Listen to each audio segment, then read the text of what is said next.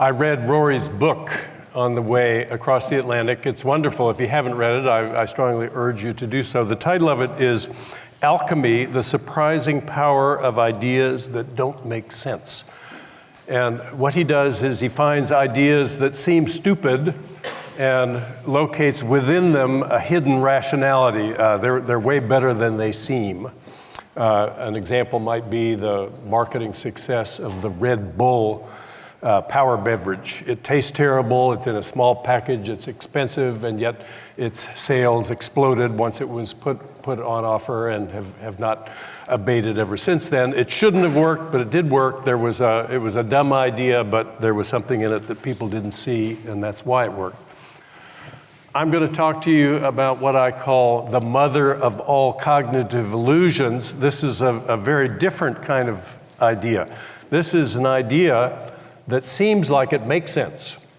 You'll hear the idea and you'll say, how could that possibly be wrong? But the problem is, it is wrong, it's profoundly wrong, and the fact that it's wrong has had devastating consequences for us. The good news that it's easy to demonstrate the logic behind the cognitive illusion, and once people understand it, any intelligent 12-year-old, any normal 12-year-old could easily grasp the logic behind it. The illusion disappears, and with it, the barrier to the kind of progress I think we all feel we need to make. Let me say a little bit about cognitive illusions generally. Ask yourself this question: which square is a darker shade of gray, square A or square B? If your brain is functioning normally, it will be telling you, dumb question, of course square A is darker. As you suspect, it's a trick. Square A and square B are exactly the same shade of gray. When I tell you that, if your brain is normal, it ought to be telling you, that can't be right.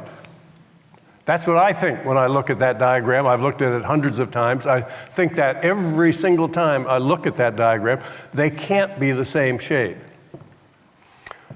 But look at them. If they look the same shade to you, go have a checkup. Something's going wrong in there for you. I put in a connecting strip that joins the two squares. You'll see not one iota of contrast between that connecting strip and the two squares that they join. It's hard to reject, it's hard for me to reject the hypothesis that they are in fact the same color when I see the lack of contrast between them and the connecting strip. So what's going on here? Your brain is doing some math for you. It sees A and B, and it registers correctly that the same power of light is coming from the two. But then it says, wait a minute, square B is in a shade of the cylinder. It's in the shadow of the cylinder. That means it must be coming at me darker than it really is because the shadow makes it seem darker. So my brain automatically takes some value away from it to tell me what's actually going on in the world. This is all going on, of course, outside of awareness. You're not thinking about any of this, but you would want your brain to do that. Your brain is telling you trying to tell you what's going on in the world, and that's one way that it does that. So take this message from the slide. Something can appear to be false and yet be true.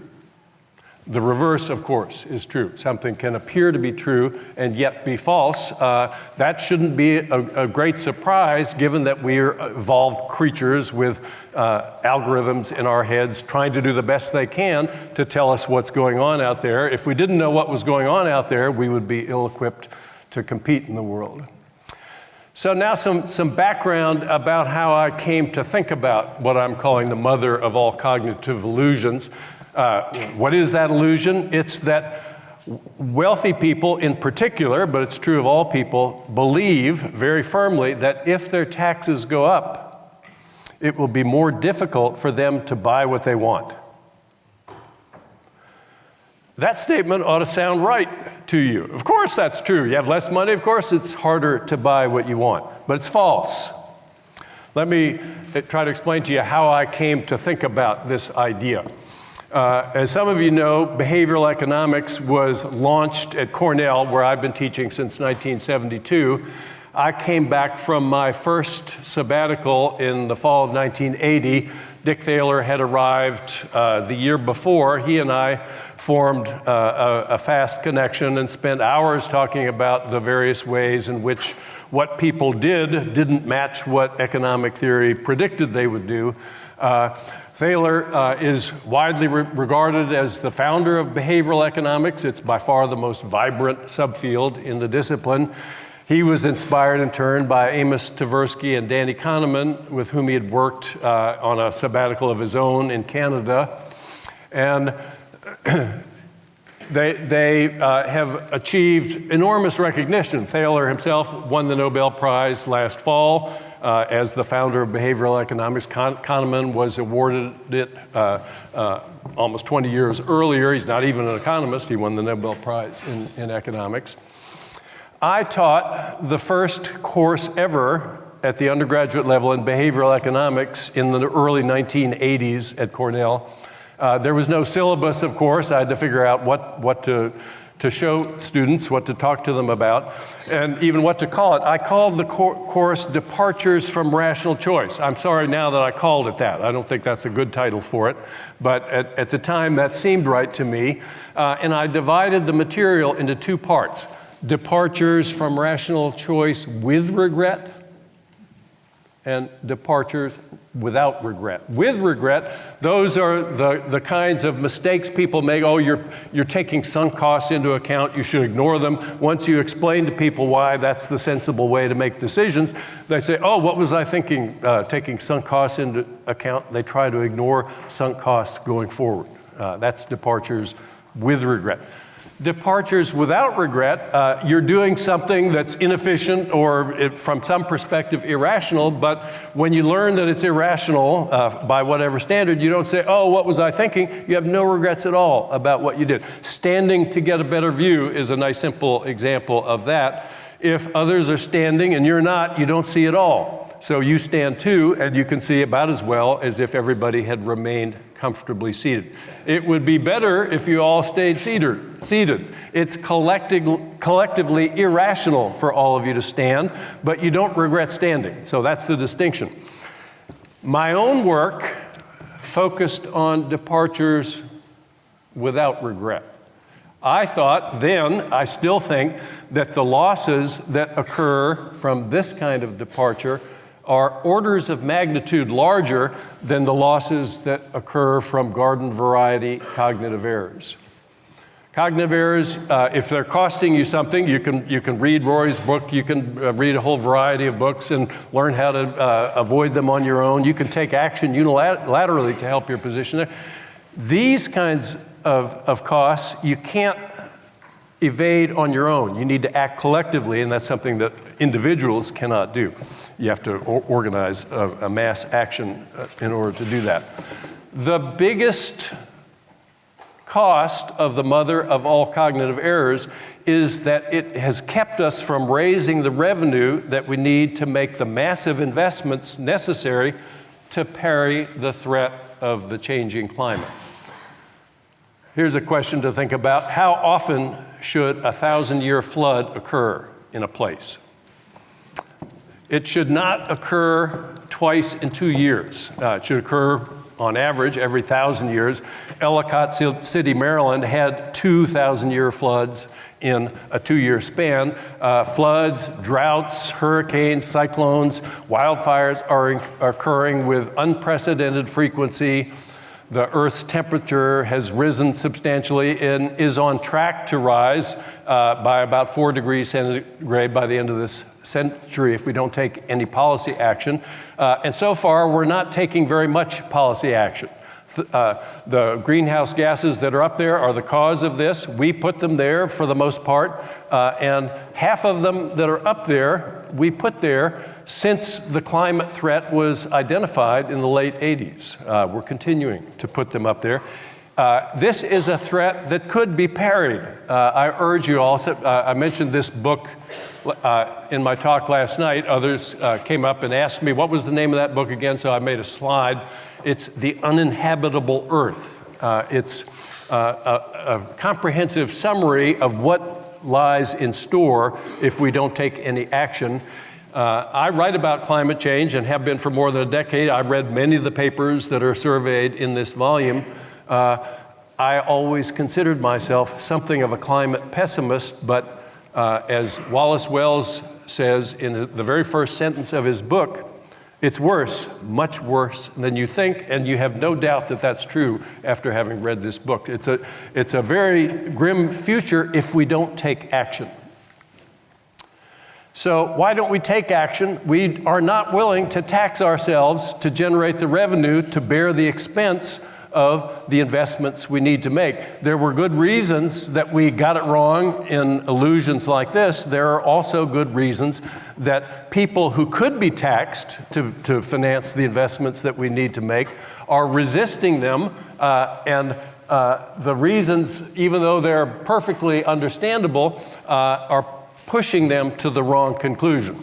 So think about the basic problem. I'm a prosperous person. They're proposing to raise my taxes to fund investment in green energy and new techniques to do direct carbon capture from the air. How am I going to feel about that? Is it going to be a painful experience? How will higher taxes affect me? Well, we have cognitive strategies for answering questions like this. The basic one is to try to remember earlier examples of the same event. How did they affect me? How did I feel about those events? That's plan A, cognitive plan A.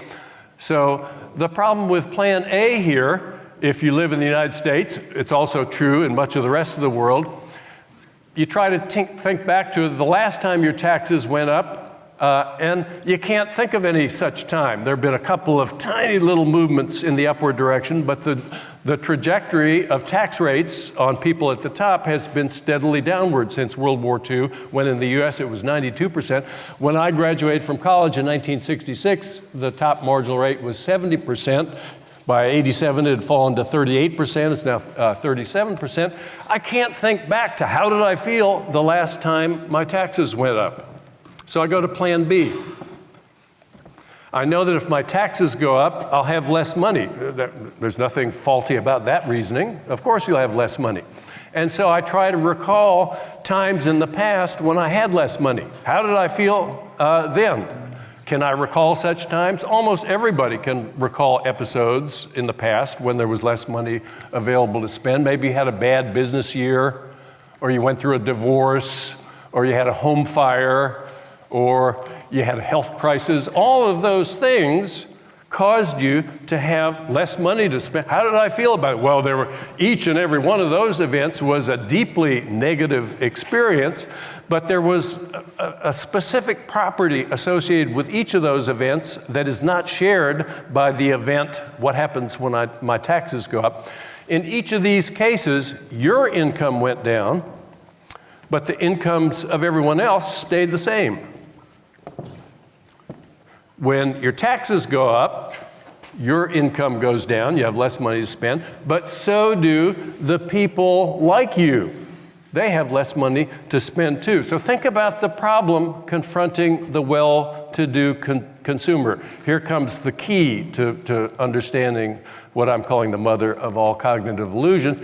You have everything you need if you're a prosperous person. There's no issue, is the government going to adopt a policy that's going to keep me from buying what I need? What's the issue then? Can I buy what I want? I want special extras if I have everything I need. What's true about special extras? They're in short supply. Special is an inescapably relative concept. I want something that seems better than what the norm articulates. If you're a high roller in New York, you would like to have a penthouse apartment with a sweeping view of Central Park. There's a limited number of sites that command that view. And how do you get an apartment like that? You have to bid against other people who also want that apartment. And here's the kicker. If your taxes go up, their taxes go up too. And so what determines who gets that apartment is relative bidding power. And your relative bidding power is completely unaffected by a tax increase. The apartment ends up in exactly the same hands as it would have if everybody's taxes had remained the same. If I met somebody who thought about it in those terms, I would think that's a weird person. That's not the way it's natural to think about this issue. If my taxes go up, I have less money. What happens when I have less money? Oh, that's a bad thing. Of course you think about it that way, but it's wrong. And it's wrong in a way that has been costly and promises to be costly beyond our imagination going forward. Emotion and memory are tightly linked. The things you remember are the things that are linked with intense emotional experiences. Divorces, bad business years, home fires, health crises, things like lawsuit you lost, all those are very deep negative emotional events, and so they're easily retrieved from memory when you're operating on plan B. How are higher taxes going to affect me? Of course you remember them. Of course you feel terrible. Of course that summons a visceral opposition to higher taxes. Then there's loss aversion. What the behavioralists have shown is that the pain from a loss of a given magnitude is about twice the pleasure associated with a gain of that same magnitude. So if you're thinking about a tax increase, you're imagining giving up the ability to buy private things that you can now buy. That's a loss. And offsetting that are investments in the public sphere that haven't yet been made. That's a foregone gain. And that further biases people against the willingness to be taxed to fund these investments. So one of the things I've focused on in my career has been how to teach economics more effectively. The introductory course leaves no lasting trace on students. If you give them tests 6 months after they take it, they don't do any better than on tests, questions that probe their understanding of basic economic principles than people who never even took the course at all. So the modification that seems to help is strip away a lot of the complexity. There's just a whole lot that's in those courses that overwhelm students. But also, the principles that guide us in economics are few in number, and if you repeat them often enough, people can get them. They can master them at a high level in a single semester. So I'm going to translate this message into a thought experiment just in the name of repetition, so it'll be easier to carry it away. I'm imagining two worlds, a low-tax world and a high-tax world. In the low-tax world, the rich have more money to spend. They buy the Ferrari F12 Berlinetta, a great car, $350,000. I've been translated into pounds. If you live in the high-tax world and you're wealthy, you'd like to have that car if you even knew it existed, but you don't know it exists because we're in two parallel worlds that aren't in contact. You buy the best car you can afford. I'm just going to assume, for the sake of discussion, that's the lowly Porsche 911 Turbo. The question then is, who's happier, the driver in that world of the Ferrari or the driver in this world of the Porsche? Nobody's done the experiment, so we're not sure, but it's reasonable conjecture that there's not going to be much difference in happiness between those two drivers. A lot of what they're getting from their purchase is they're driving the best thing available. And by the time you get to this car has virtually every feature that affects handling and performance. So objectively, if you tried to come up with reasons why one car was better than the other, it would be hard to do that. But of course, not every feature of the two worlds will be the same.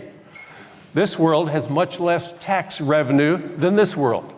And so I don't care how wasteful you think government is. Oh, they're going to have boondoggles, bridges to nowhere, and so on. They're going to spend some of that money on road maintenance. So the real question then is, who's happier? The guy in the low-tax world who drives his Ferrari on roads riddled with foot-deep potholes, or the guy in the high-tax world who drives his Porsche on well-maintained roads? That's a pretty easy question for most serious drivers. There's just no cogent argument that would identify the first guy as happier than the second guy. So why don't the rich then vote higher taxes and drive cheaper cars, all of them, on better maintained roads if that would make them happier? Because they fall victim to the mother of all cognitive illusions. Higher taxes wouldn't hurt them at all, but they don't understand that. They don't believe that. So this message is easy. You can explain it to your kids when you get back. Talk to people about it. I think this is the one step that is standing in our way from being able to raise the revenue to do what we need to do, and have no doubt. Read David Wells's book. If you don't think we need to take action, you'll change your mind if you read that book. Thank you, Rory. Thank you for inviting me, and I'm grateful for your attention. And have a great session. I look forward to interacting with you.